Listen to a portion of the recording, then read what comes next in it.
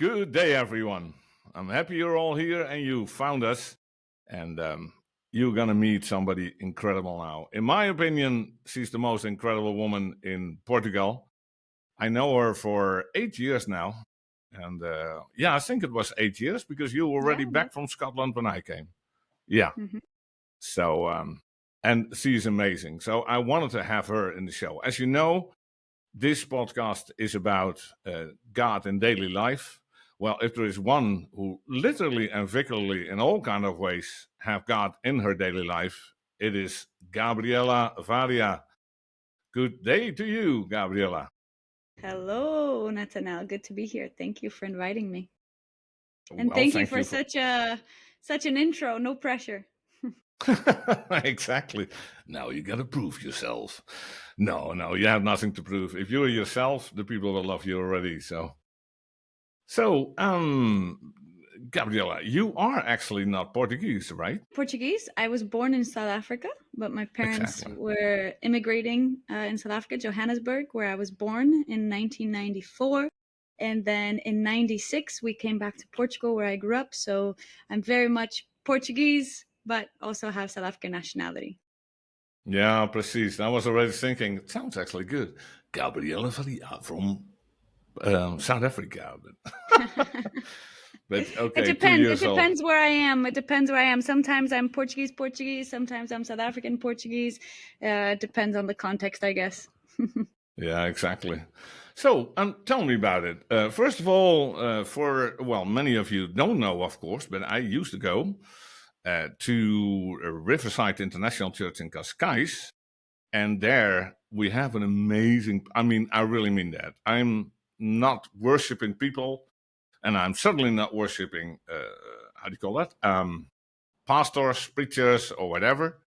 But I can appreciate it when I find a good one. In my opinion, a good one that is, and that is happened to be her father, Eddie Fernandez. And that's I got into that church. That's how I got to know Gabriela, and that's where I got a little bit involved also in making her dream a reality or her calling as to.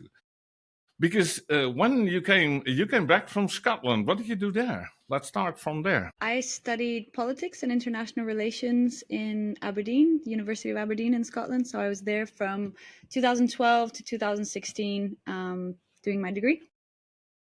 Oh, 2016 already. So hmm actually, that until 16, that was actually so you came back the same year as I joined the Riverside Church. I guess. Yes. Yeah, I was there in 2016. But and to go a little further back, because you grew up in a Christian family, but was faith in God always already in your life, or do you say no? I was stubborn, or how was it with you?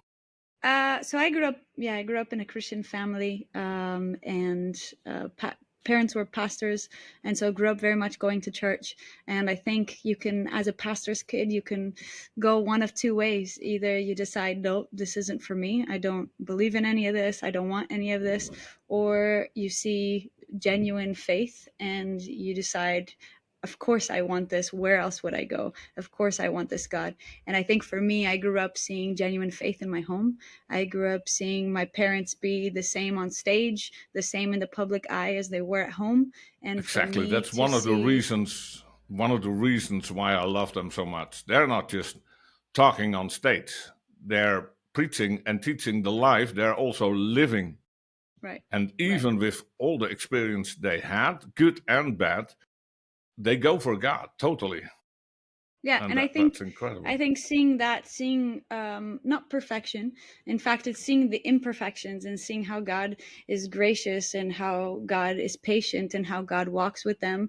For me, I wanted to use my life in the same way, and I wanted to know this God who is gracious, this God who walks with us. And so I was about 7 or 8 years old when I personally encountered this God that is gracious, and I just had this very spirit-filled revelation of his love for How imperfect did that people. happen in practical ways? I mean, did you feel something? Did you hear something? Did you? How did that Yeah, happen? actually, I mean, you mentioned my dad and how you respect him as a pastor, as a leader. I was actually at this conference where my dad had his biker coat on, and he was his vest on, and he was explaining his story to a bunch of teenagers, and I was about 7, 8 years old, and I'm in the back of the room, and I'm listening to my dad tell his story, and he's describing who he was. He's describing the angry person that he was, the drugs, the addictions, the lifestyle that he had. And the more that he described who he was, the more I'm sitting there at the back of the room going, that's not the dad that I know. The dad that I know is loving and caring and patient and is not that angry person. And so I had a very real understanding of is this what God has done in my dad's life? Is this what God does in people's life, that he transforms them to be a new Yeah, yeah. person? And so when I realized that, that was my first. Then I remember I went outside and I was just by myself. I'm 7 years old, so this is the Holy Spirit, absolutely His grace, just making this clear to such a young little person, of just understanding, God, if this is what you do in people's lives, I love you. Like, I want to know you, and I want you to work in Wow. my life, and I want you to help me and work in me to bring this transformation to other people's lives, that they may know this hope. So that's kind of the very practical. And from then, obviously, my faith matured, my deepening of knowing who God is, all of that matured, but that's where it all started. Wow. They say like it's important what kind of parents you have, but this is amazing that your own parents, because of Mm-hmm. the way they are, that they got you falling in love with God. Mm-hmm. Yeah. Fantastic. All right. And then if I understood it right, because your father, he told me many stories, of course. He's not only a good preacher, he's also an amazing storyteller. Because like when we have barbecues or whatever, I always want to sit close to him because I want to hear all the stories. Yeah. But then he told me a story about you. I think you were 12 years old, that you were witnessing to a motor guy, a motor rider. That was actually my sister. That was my sister. So we grew Oh, up that was your going sister. to motorcycle rallies because my dad and my both my parents were involved in this Christian motorcycle club, and we'd go to these biker rallies every year with 40,000, 50,000 bikers, tattoos, piercings, alcohol, swearing, the whole thing. And we're little going to these things every year, and we were going really to share this hope to however lost people feel, there's a God who loves them. There's a God who can do something new. So yeah, that actually, my sister witnessed to this biker who was totally drunk, totally beyond himself, and she's this young Okay. girl, saying there's hope. So we were very much, it was very much a family thing of, and my parents giving us just the freedom to live our own faith and to take steps in our own faith. It wasn't something, it wasn't a ritual we did. It wasn't an obligation. It was, hey, we live this, so let's share this as a family. That is the best also, because then it's not something you learn or you taught or whatever, but it's your life. It comes from your Mhm. heart. It's Yeah, real. And absolutely. that's the thing that I love also. And I can imagine it because I mean, I have seen you. No, I was going to say I've seen you grow up. I didn't. But You've seen me I, grow in the past 8 years. oh, that's for sure. And actually, thanks to you, I grew too. Because, guys, I can tell you really this that, okay, you've got good preachers and very good preachers. She is the one that always makes me cry every time I hear her preach. And that's a good thing because it's not because Yeah, hopefully it's a good so thing. bad. Yeah. No, it's not. And you know why? Because she is able to testify, to show, to make us understand who God is, and that no matter the situations, because you hear it so many times, but it's sometimes I'm like, okay, guy, but do you live it? She speaks from her heart, and that's what makes me also open up. And then when you open up, God can speak through her in this case also to me, and many times. I mean, I don't know how you do it, but that's a blessing that you got from God. I actually told your father, I think last week, I told him that I was going to interview you, and that I admitted also. I said, I'm sorry, Eddie, but no matter how good of a pastor you are, your daughter Gabi is absolutely beating you. But of course, he only gets this pride face on his and smile on his face. There. That's typical also for your father. Hey, but you came from the university. We're just gonna jump ahead a lot, and you came back in the same year as me, actually. And instead of looking for a job, because you could get well-paid jobs with a university thing like that, but then you had something else in mind. Can you tell me about it? Yeah, so I went to study politics and international relations because I wanted to use my life to kind of to battle injustice and to be used by God to help people access basic human rights. And so, born in South Africa, speak Portuguese and Spanish, and so for sure, my plan. I thought I had a good godly plan that was to go to Africa, Latin America, and help people in remote areas have access to human rights. And so I came from Scotland, and it was just a passing summer. It was meant to be just a holiday. I'm looking for jobs. I was applying for jobs. I was always top 3 finalists in the interviews to go all over the place. And that summer of 2016, as I'm applying for jobs, I came home because I thought, let me be with my family before I go off into the world again. And that summer, in literally the space of 1 month, God completely transformed and changed my plans altogether. So in the summer of 2016, I arrived in July. And shortly after I arrived, 2 guys from church, we didn't know each other that well at the time, and they approached me. They knew the degree I had just done. They knew a little bit about me, and they tell me, "Hey, Gabby, have you noticed the migrant and refugee situation in Europe, and especially in Portugal? We think you should do something about it." And immediately, I'm like, no, no, I shouldn't do anything about it because, first of all, I'm not staying in Portugal. Second of all, I just graduated university. I have a good, godly plan to go elsewhere. I have so much to learn. I haven't led anything yet. Like, not starting anything is not my plan. And so immediately I shut down the idea. But then Mm. that was the beginning of God just stirring my heart to something that He was seeing. And so in the month of July, the month of August, I started meeting migrants and refugees in Lisbon. As I'm applying for jobs to go elsewhere, I start hearing stories here. I start having meals, lunches, dinners, and asking questions, showing curiosity to, like, what are the challenges you're facing here? And migrants and refugees just telling me their story of challenges of finding a job, of learning the language, of navigating our bureaucracy, but most of all, just this isolation, this lack of community, this being seen as a statistic or a number and not as a person with inherent value. And so I'm seeing all these challenges, and the more I hear, the more God is making me restless of somebody has to do something. And God's like, yeah, I want you to do something. At the same time, that same month, I meet my now husband, Ruben. And so in And you less hang than a out in year, church. yeah, in less than a year, we got married. We started a church in Lisbon, Riverside, Lisbon, and we planted the Lisbon Project. So it wasn't my plan at all, but it was definitely God's plan, and we see that 8 years later. Yeah, exactly. I mean, and you started the organization, and you guys also started the church. Mm-hmm. And was that an automatic thing that you did both, or was the church first, or was the organization first, or how did that No, happen? so definitely Lisbon Project is what was first. Lisbon Project is what God was stirring in my heart of just, starting and it was just that. It was a project in Lisbon. That's why it has that name. Because I didn't really know what it was. I just knew, increasingly became aware of the needs, and then just thought we need to do something. And so Lisbon Project was just an attempt, an act of obedience of, let me try to meet some needs.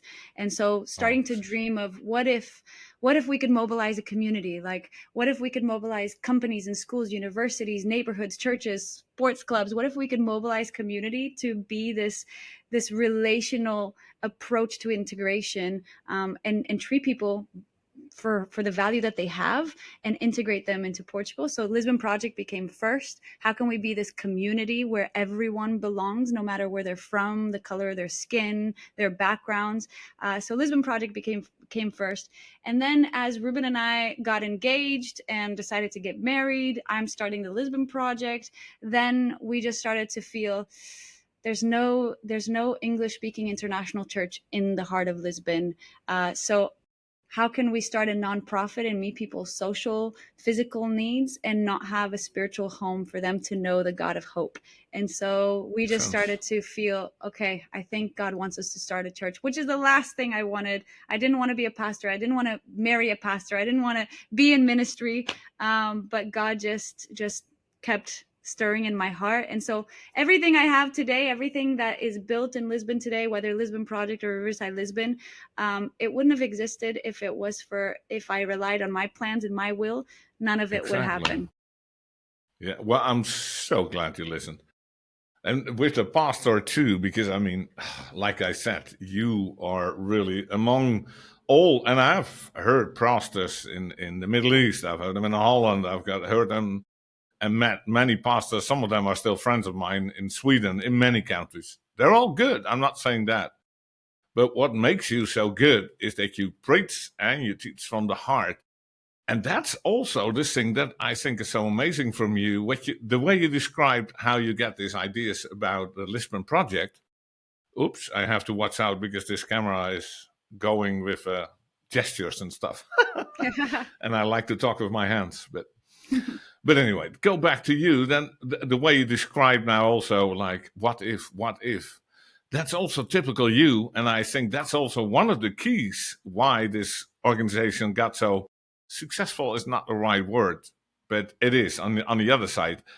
That because you don't look at like, oh no, but maybe, oh, we can't do this or we can't do that. But you look at the possibilities. Like you got something in your heart. And then, okay, not like, can we do this, but how can we make this happen?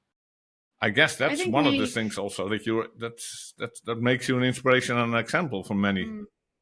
I think we many times we just have this self-sufficiency where we easily become so focused on ourselves and our resources and our talents and our giftings, but we serve a God who is super, like he is above. He's not just superhuman, he is above, he is other than, he is bigger, he is the God of the universe. And so if that's who I really believe in, if that's who I'm really worshiping, if it's really the God of the impossible, and then truly we should live our lives like nothing is impossible. And so if he puts an idea, if he puts a call in our hearts, it's not for us then to figure it out ourselves. It's for us to go all in and put our trust in him. And yeah, there's been moments where that's harder to live out than to preach out. But definitely the more that we experience his faithfulness, the more that we take a step and God shows up, and we take another step and God shows up, man, that strengthens our faith to do even more, to take bigger steps, because he's always been faithful. Katita, that is my dog. I can turn off the sound. Come up. I can turn off the sound from my phone, but I cannot turn off the sound from my dog. Oh, the dog. It's okay. She's agreeing. She's saying amen. There you go. Exactly. Well, actually, now she is barking. It was the mailman. For some reason, even when he drives by with his car, she knows exactly which car is his, and then she starts to bark. It's amazing. But I want to go back to that moment that you just said. It touches me so much. And I want you, listener, to think about what you just said. It's not about, if you think like, I would like to get to know God, but I'm not good enough. I'm not this, I'm not that. That's not the point. It's not about what you are. It's about who he is and how he is. And he wants to help you. He wants to bless you. He wants to care for you. All you have to do is, Lord, here am I. She had this vision. You gave her that. And you gave her, he gave her everything. But after she said yes, God keeps knocking on your door. So it doesn't matter what kind of experience you had. It doesn't matter how you were misformed because of terrible things or blown up because you did so many things good, and now you ended up in a hole, in a whatever depression or whatever. It is not about you. It's about God who loves you and he wants to give you the best life. I speak from experience, and I know that's why I like her so much. She knows how to explain things so well because she lives it. That's the experience, and that started all with a choice. So that's also for you. Sorry, I just had to say that. It was beautiful what you Great. said. So, what, Awesome. the Lisbon project? Tell me about it. What is it? What do you guys do? Because it's you. I read last time on LinkedIn. I said, I think that you also said you have incredible much volunteers. Yes, absolutely. So, Lisbon Project today, we're a nonprofit with our mission is to build a community that integrates and empowers migrants and refugees. And so, really, we everything we do is through community. It's through mobilizing people that we are able to empower people and really build inclusion in Portugal. So, our vision now is Lisbon Project, but our vision is beyond Lisbon Project. We want to scale throughout the country to help integrate foreigners in this country, and that's with education, learning Portuguese, helping kids with integrating into the educational system in Portugal. That's with employability, helping people mentor, job mentorship, job skills for them to enter the job market in Portugal. Portugal is in absolute need of people to work in various industries, but we need to make that bridge and train people so that they can actually integrate into the job market. That's in helping people navigate bureaucracy. Southern Europe, but especially Portugal, bureaucracy is absolutely challenging and difficult. And Yeah, so we want to help people in where to go, what should you do, what are the steps, in being present for people so they're not alone in that stress and anxiety of not knowing what to do and how to take the right steps. In emotional care and community building, benevolence, where we support the most vulnerable in our community with donations like the back to school campaigns that we do every year, with clothing, coats in the winter, heaters, and just all kinds of goods that meet people's needs, like hygiene kits and nappies for babies within especially vulnerable situations where it's a temporary assistance, because our goal is to empower people to get out of that vulnerable exactly. moment. But most of all, we want to build community where we don't just tolerate diversity in Portugal, but we celebrate it, and we're able to really connect people through respect, empathy, compassion, and have a Portugal that is built by all of us, where all of us can be dialoguing with one another and getting to know each other through genuine curiosity to build that future that we all want, a future of peace, a future of freedom, a future of Mm. economic prosperity, a future of opportunity. That's what in the end we all want. So we're kind of battling that us versus them mentality and building this inclusion where we can all contribute. That's the beauty, and that's, I think, is also the success of the being able to really integrate people, because it's more and more you're gonna get a kind of two camps. You're welcome the foreigners or you're against it. In Holland, it's going the wrong way, and I think it's understandable because they're kind of putting the people who live already there behind. They have to take a step back, and everybody that comes from other countries, they get right for everything, and they can actually sit still and don't have to do anything. But you guys, you don't say, "Hey, we love you, we like you, we want to help you." You really help them to be independent, to be contributing to, so they can and feel better about themselves. They are in a difficult situation, but they can get out of it when they start taking action, when they start finding a job, when they start learning the language. You do all those things. And I think there's that's I actually think that's also important part of it. there's actually a very a speaker, teacher, writer that I really respect. His name is Hein de Haas, and he's Dutch actually. Yeah, And that sounds that. he has a book on called The Myths of Migration, I think. That's the title of the book, and he talks about how migration is not something that you're for or against, but it is a reality. It exists, and so the question that we spend so much time debating, if you're for it, if you're against it, where actually it just is a reality. People have always moved. People will always move. But how do we make it work? How do we make it actually? How do we have a constructive dialogue around how do we make this functional for everyone? And so at Lisbon Project, we want to integrate people by empowering, creating ownership, also giving clear information. I think that's something in Portugal that's very difficult. Yeah. That people come and then they want to do the right thing. They want to build their lives. They want to contribute, but information is so unclear. There's a lot of misinformation around migration that creates these antagonisms. I think these days we live in a culture where it's algorithm plus hate, and it just fuels all kinds of divisions and polarization. And so there has to be training, there has to be dialogue, there has to be true information, true statistics and data on what is actually happening. And so Lisbon Project, we're trying to be a constructive voice when it comes to building the future of Portugal with locals and with immigrants together. How do we build that future we all want? Yeah, precies. And together means that everybody is active and that everybody is there for each other, because Mm-hmm. that's kind of the key. Yep. Amazing. But so give me some examples. What are you guys exactly doing? Beside, I mean, say somebody comes in. Mm-hmm. They don't know the language. They don't know anything. So how do you take them by the hand? And like, if do you also, because you also help with some medical things like the chiropractor or dentist or some things that you help out, or Our response has varied over the years. So there's response that we can do internally, and then there's response that we refer to other organizations. So our mission is to build a community that integrates and empowers migrants and refugees. So we'll if we don't have the answer inside in house, then we'll refer you to other organizations, clinics, companies, etc. It's not a one size fits all response. So when you walk into Lisbon Project, say somebody comes, they heard about LP. Most people come because of word of mouth, or they found us online, or they're referred by a partner organization.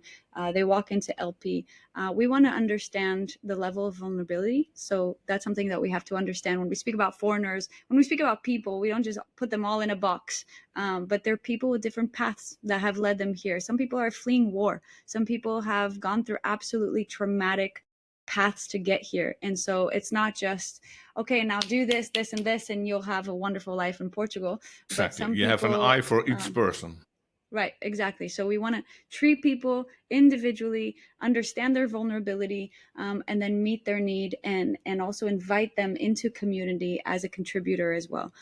Sometimes we have to spend a little time infusing confidence or supporting with healing of whatever has gone in the past. But at Lisbon Project, we try to give a holistic response to people. So if people came, they want to learn Portuguese, or they want help finding a job, okay, we'll forward you to the right teams and the right programs. Like you said, we have lots of volunteers. We have around 200 volunteers working every week in different areas, and so Oh, we'll refer 200. I you. thought it was more actually. I read on LinkedIn, but that was not correct then. I think maybe what you read is that over the years we've had around 1,500 volunteers. But in terms Okay. of every week, there's around 200 volunteers Still doing. incredible much. Yeah, definitely. So we'll refer you to the right team. Depending on what you're looking for and what you need, that team will evaluate how they can support you, whether it's the classes, whether it's job mentorship, whether it's benevolence and donations. And then we'll ask more questions. Are you married? Does your spouse need support? Do you have kids? How are they integrating into school? Have you heard about our other programs and how we can support you? Many times people walk into Lisbon Project, they want help for one thing, and then they realize, oh my goodness, I can get help in these other areas. And Ja, so precies. but most of all, we want people to join our community events, and we want people to come. We have weekly dinners every Wednesday from 7 till 8 where everyone's invited. We have family Fridays from 4 to 7 every Friday where everyone's invited. And we just want people to build relationships, because that's where integration's only complete when you have belonging. All of us Oh, who have gone to a different country, you can learn the language, you can get a well-paying job, but if you don't have genuine deep relationships, the integration is superficial, and you'll always have one foot out the door. And so oh, we want exactly. people to really have community and feel that they are loved, they're seen, and they have a place here. Okay. Hey, but now that, and I mean it also, that is impressive, the whole thing, especially the way you have built it up and everything. Because if I stood it right, before many churches have tried to do similar things, but nobody managed to do it. And you guys grew quite quickly. You are very effective. You've even been invited to speak at this from Willow Creek in America there for this conference and stuff. I mean, it's amazing. But what about you yourself? I mean, because when you started, you had an idea. Now, when you look back, I mean, so many things has happened. What does it do to you? And I'm also wondering practically. I mean, you're a mother of two kids. You're married to Ruben, an amazing guy, and I have to say, you are absolutely my favorite. But last Sunday, I think that was one of his best preachings ever. That was amazing. It was so common sense and at the same time so challenging and like a kick in the butt. It was fantastic. But anyway, let's go back to you. What did it do to you? How are you managing also to be a mom, to be a pastor, to be a leader? How is that possible? I think it over the years, leading and seeing God grow these communities, Riverside Lisbon, and grow Lisbon Project, it just makes you absolutely dependent on the Lord and hold on to Him for dear life. I think I've had so many steps, and every time I think I'm comfortable, I figured it out. God pushes me outside of that comfort zone where I need to deepen my reliance on the Lord. He's brought me incredible people throughout the years. I think as a leader, you have to have the humility to be a learner. And so over the years, I've just tried my best to really hold on to the people that God has brought my way, ask a lot of questions, learn a lot. And thankfully I've had that mentorship. I've had that support. And so as I've stepped, every time God puts me in a place of discomfort, He brings people to support, to mentor, to teach me, and taking hold of that. Motherhood is a whole learning experience that humbles you, but also has given me a confidence to lead as well. Just the love of my family, my kids. If I can raise two humans, then my goodness, like what can we not do? And so, it's been a whole learning experience, and I think God refines leaders, and leaders who keep growing and keep learning are leaders who then are able to serve better and to bless and have more influence if you keep that humility. So that's Fantastic. been my pursuit, is the pursuit of humility, even as things grow, as the influence grows, because I know, man, again, if it was up to me, none of this would have existed. I said no to it. And so Yeah, just exactly. giving God glory throughout the years. Fantastic. Oh, girl, I could talk for hours, but I know you have to go soon, so we are almost on the end of our time. Now I'm going to do something I did not do before, but you're an amazing person. You know it also, how to say it also, but you live also the way you talk. So would you like to end in prayer for the ones who are watching? Yeah, absolutely. Would love to. Awesome. Father God, thank you because you're a good God. I thank you because you are an amazing, all powerful, all loving God, and you choose ordinary people to do extraordinary things because you care. You care about the world you created. You care about the needs. You care about the difficulties, the challenges, the things that people are going through. And I thank you because you mobilize people and you give us purpose and meaning, and you do more than what we could ask or imagine. And so I pray for anyone listening, God, that feels that you're inviting them into something. I pray for faith. I pray for them to understand that where you call, Lord, you provide and you equip. I pray for people who maybe are in a place of need, are in a place where they don't know you, God. I pray for your Spirit to reveal your love, reveal your grace, reveal your mercy, Lord. It's the biggest adventure of a lifetime to follow you, to get to know you. And every time we think we know you, we understand how much we don't, how much there is still to know, God. You cannot fit in any box that any human mentality can put you into. You just shatter every box, and there's so much more to learn about you. There's so much more to experience of you. And I thank you for that, Lord. Thank you for everything you've done in Lisbon Project and Riverside Lisbon, through Lisbon Project and through Riverside Lisbon, the people that you've touched. And thank you because all of this was your idea, and you have sustained, and you have brought the people and the resources and the money and everything that's been needed. all to your glory, God. We just want to display who you are. We want to display your heart for the world to see. And so thank you for this opportunity to speak to Nat, and thank you for everyone that's been listening. And I pray that you encourage and edify them today. In Jesus' name I pray. Amen. Amen. Well, thank you very, very much. And I mean, I was already sure it would be fantastic, and it was, and that's simply because of you. So thank you. Lots of blessings. I know you got to run. And you guys at home, I think it is good if you listen to it at least once, not because of me, but because of the words that Gabriela said. You cannot, well, I cannot take it in all in one. So listen again and please spread the word. Talk to you all later. Bye bye. Ciao. Thank you.